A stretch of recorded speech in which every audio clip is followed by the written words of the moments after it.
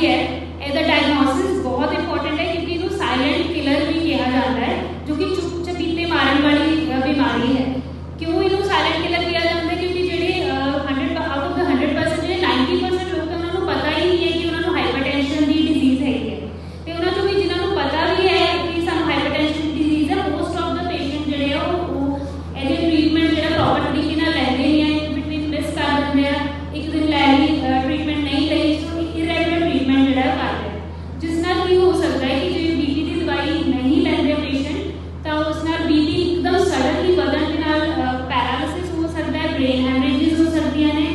Even sudden death ਵੀ ਹੋ ਸਕਦੀ ਹੈ पेशेंट ਦੀ। ਸੋ ਇੰਪੋਰਟੈਂਟ ਹੈ ਹਾਈਪਰਟੈਂਸ਼ਨ ਨੂੰ ਡਾਇਗਨੋਸਿਸ ਕਰਨਾ। ਸੋ ਕੀ ਕਾਰਨ ਹੋ ਸਕਦੇ ਆਪਾਂ ਡਿਸਕਸ ਕਰਦੇ ਹਾਂ ਓਵਰਆਲ ਕਿ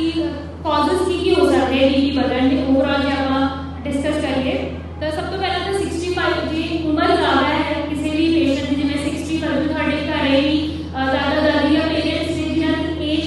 ज़्यादा है, वैसे हम मानते हैं कि 65 ईयर्स तो ज़्यादा एज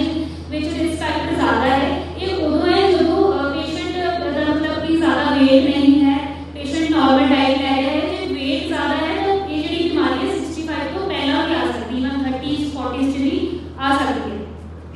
दूसरा कारण है कि जी थोड़ी फैमिली में कोई ऐसा की हिस्ट्री है तो चांसेस हमेशा ज़्यादा रिस्क हमेशा